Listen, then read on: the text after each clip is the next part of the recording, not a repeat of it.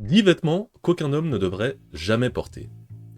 Je sais, encore un article accrocheur et prescriptif sur ce que vous devriez ou ne devriez pas faire. Laissez-moi prendre une petite précaution oratoire avant d'aborder cette liste.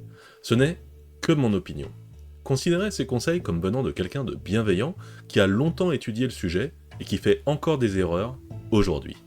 Alors, sans plus attendre, voici 10 vêtements qu'aucun homme ne devrait, selon moi, jamais porter. Les chaussures à bout pointu ou carré. Ah, les chaussures à bout pointu, ces vestiges d'une époque révolue qui persistent à hanter nos garde-robes. Messieurs, il est grand temps de dire adieu à ces formes peu flatteuses. Les bouts pointus vous donnent l'air d'un elfe maléfique, tandis que les bouts carrés vous font ressembler à un VRP en goguette. Pensez-y un instant. Vos pieds sont-ils naturellement en forme de triangle ou de rectangle? Non, bien sûr que non. Alors, pourquoi les forcer dans des chaussures qui défient toute logique anatomique? Les bouts pointus compriment vos orteils de manière inconfortable, tandis que les bouts carrés font paraître vos pieds massifs et peu élégants. La solution? Optez pour des souliers à bout rond. Non seulement ils sont plus confortables, mais ils donnent aussi une allure plus élégante et intemporelle à vos pieds. Un bout rond légèrement effilé peut convenir à presque toutes les occasions, du costume 3 pièces au jean décontracté le week-end. N'ayez crainte, bourron ne signifie pas chaussure de clown. Il existe une multitude de variations subtiles qui peuvent flatter la forme naturelle de votre pied tout en restant sophistiqués. Alors, la prochaine fois que vous serez tenté par une paire de chaussures qui ressemble à une arme contondante, rappelez-vous, le bourron est toujours votre ami. Les chaussures sport et habillées. Je ne parle pas des sneakers minimalistes, car je pense qu'elles sont en fait assez polyvalentes et constituent un bon choix pour sa garde-robe. Je parle de ces chaussures habillées avec des semelles extérieures de sport. Vous savez, habillé sur le dessus, basket en dessous. C'est la coupe mulet de la chaussure masculine. Les vendeurs vous diront qu'elles sont adaptées à toutes les situations. Mais si vous devez être habillé formellement, ces chaussures seront trop décontractées. Et si vous êtes dans une situation où le confort prime, vous seriez beaucoup plus à l'aise en portant des chaussures de sport. Mon conseil? Évitez tout simplement les chaussures habillées hybrides. Les costumes dits de voyage en matière technique. Je vois de plus en plus de marques proposer ces costumes de voyage faits de matériaux techniques, extensibles, résistants aux plis et imperméables. En d'autres termes, ils sont faits en plastique au lieu de tissus de costumes traditionnels comme la laine ou le coton. Vous les verrez dans des publicités Instagram, portés trop serrés par un mannequin musclé faisant du parcours. Je comprends un peu l'attrait de ces costumes tout-terrain, surtout si vous n'avez jamais été à l'aise dans un costume et que vous pensez que le tissu extensible soulagera un peu cette gêne. Mais le fait est que, tout comme les chaussures habillées hybrides, ces costumes n'ont aucun sens. De près, le tissu a l'air synthétique, comme une tenue de jogging. Ce matériau serait totalement déplacé dans toute situation qui exige réellement une tenue formelle, comme une réunion d'affaires, un mariage ou des funérailles. Comme ces costumes sont faits de matières synthétiques, comme le polyester ou le spandex, ils ne sont pas respirants. Donc, même si l'extensibilité offre un peu de confort, vous êtes presque certain de transpirer comme un buffle. D'ailleurs, un costume classique qui vous va bien, dans une matière naturelle, est parfaitement confortable et respirant. Vous n'avez tout simplement pas besoin d'un costume de voyage. Procurez-vous un bon costume en laine, légèrement ajusté, et portez-le avec une chemise en coton et des chaussures en cuir. Bon voyage. Les pantalons taille basse. Parlons maintenant d'une autre aberration vestimentaire, les pantalons taille basse. Vous savez, ces pantalons qui semblent constamment sur le point de tomber et qui vous obligent à faire des ajustements constants pour éviter d'en montrer plus que vous ne le souhaitez. Oui, je sais, ils étaient à la mode dans les années 2000. Mais nous ne sommes plus en 2000 et il est temps de laisser cette mode là où elle devrait être, dans le passé. Les pantalons taille basse ne flattent personne. Ils raccourcissent vos jambes, allongent excessivement votre torse et créent des proportions étranges qui ne font de bien à aucune silhouette. De plus, ils sont terriblement peu pratiques. Vous vous êtes déjà assis en portant un pantalon taille basse? C'est comme jouer à la roulette russe avec votre dignité. Vos sous-vêtements vont-ils faire une apparition surprise? Votre chemise va-t-elle s'échapper de votre pantalon comme si elle tentait de s'évader? C'est un stress constant que personne ne devrait avoir à subir. La solution? Embrassez la taille moyenne, voire la taille haute.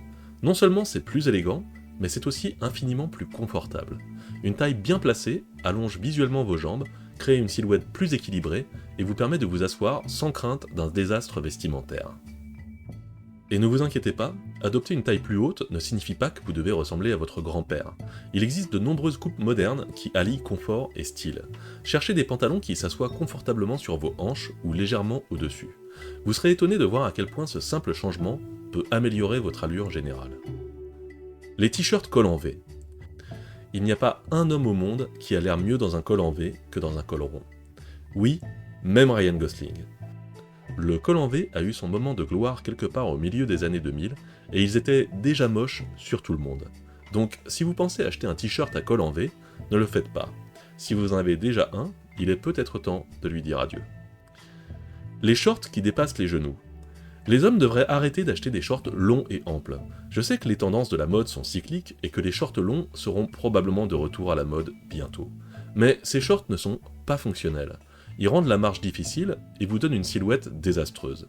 À un certain point, vous pourriez aussi bien porter un pantacourt. Alors, suivez cette règle simple.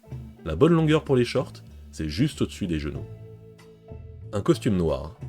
Je pense que 80% des hommes ont acheté un costume noir comme premier costume. C'était mon cas. Oui, j'étais fan du film Reservoir Dogs.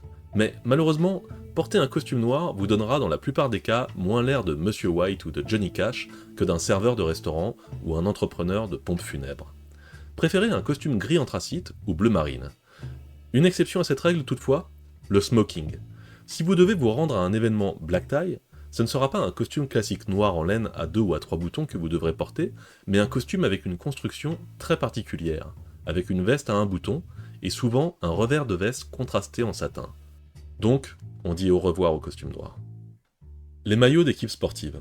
C'est une opinion controversée, et pour être honnête, je n'ai jamais vraiment été intéressé par le fait de regarder des sports professionnels. Pratiquer des sports, d'accord. Les regarder, pas pour moi.